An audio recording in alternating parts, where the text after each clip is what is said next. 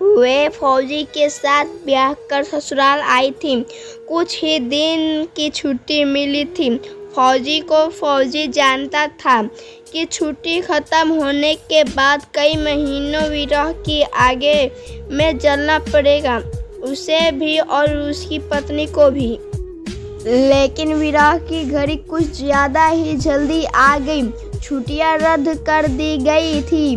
कारगिल में जंग शुरू हो चुकी थी। 10 दिन पहले ही आने का बुलावा आ गया।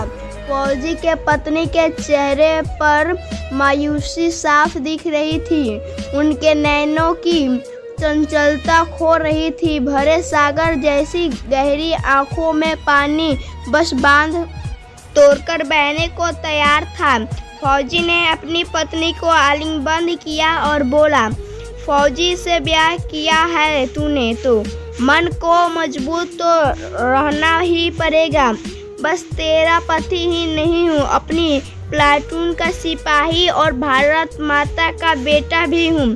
तुम आंसू मत बहाना, क्योंकि जब फौजियों की बीवियों की आंखों से आंसू बहते हैं तो वे देश के देश उजड़ जाते हैं।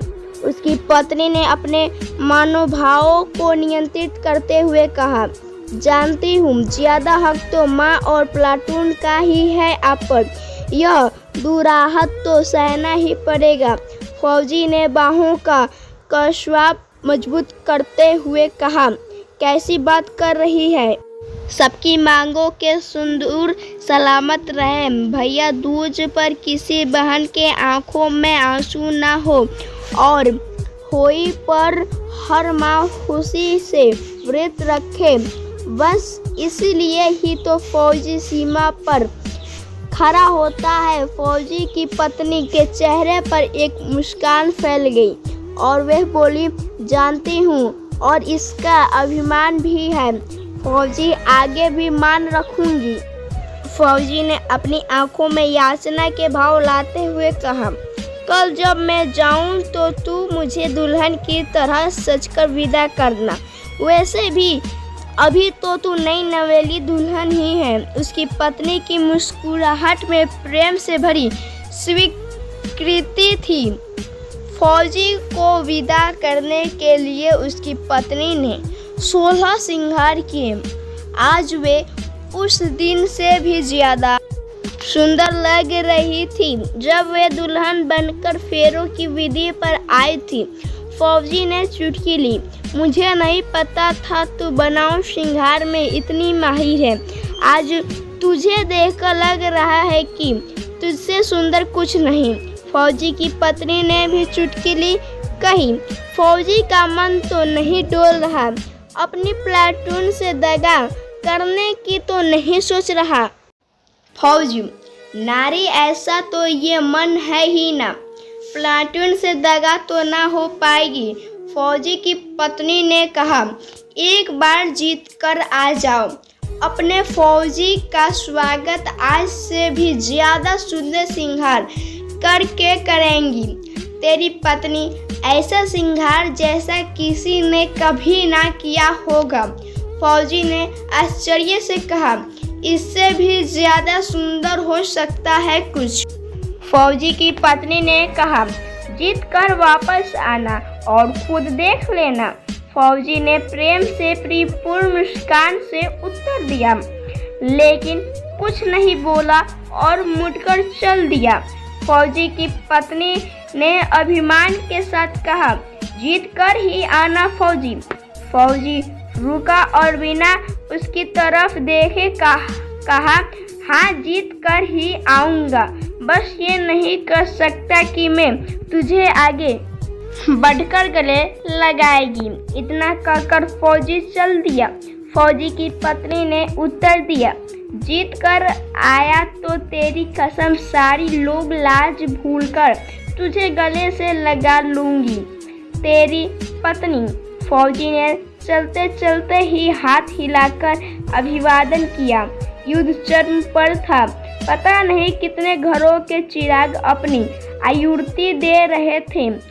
इस यज्ञ में उस फौजी ने भी अपना धर्म निभाया जो अभी शत्रु उसके सामने आया वे धराशायी हो गया। जितने घाव फौजी के शरीर पर बनते थे, उसका रूप उतना ही विकराल हो जाता था। काल प्रतीक्षा कर रहा उसकी पूर्णाहुति की इस राष्ट्रीय यज्ञ में, लेकिन शायद उसके विकराल स्वरूप को देखकर काल भी ठिठक गया, और जब तक उस फौजी ने मोर्चा ना जीत लिया, काल भी उसके निकट नहीं आया। फौजी अपने प्राणों का उत्सर्ग कर चुका था। उसका चेहरा तेजमय था। फौजी का मृत शरीर उसके घर लाया गया। ऐसा कोई नहीं था जिसके नेत्रों से अश्रुधारा न बह रही हो। पूरे गांव को गर्व था फौजी की वीरता पर। पीढ़ियों तक उसकी वीरता के किस्से गांव का मां बढ़ाएंगे। फौजी की पत्नी आई और कपड़ा हटाकर फौजी का चेहरा देखा। चेहरे पर कुछ लगा था। उसने उसे हटाया और दोनों हाथों से बलिया लेते हुए बोली, कितनी सजती है वर्दी मेरे फौजी पर, किसी की नज़र न लगे। फिर उसने फौजी के शरीर को अपने अंक में ले लिया।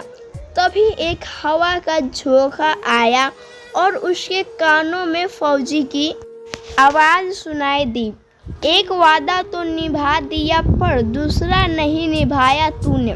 बोल रही थी कि ऐसा श्रृंगार करेंगी जैसा किसी ने ना किया होगा, लेकिन तूने तो ना लाली लगाई ना सिंदूर।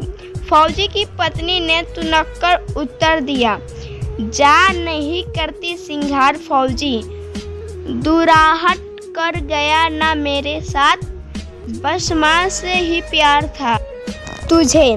फिर उसने फौजी के चेहरे को अपने हाथों में लेकर कहा, तेरी वीरता के मान का ऐसा श्रृंगार चढ़ा है फौजी की अब किसी श्रृंगार की जरूरत ही नहीं। तूने अपना खून बहाया तो मैंने अपना सिंदूर बार दिया। भारत माँ के चरणों में तुझसे एक रत्ती भी कम नहीं है। भारत माँ से मेरा प्यार फौजी। फौजी की पत्नी के चेहरे पर स्वाभिमान का तेज बिखर रहा था। एक भी आंसू नहीं था। उसकी आंखों में वे सौंदर्य की प्रतिमा लग रही थी।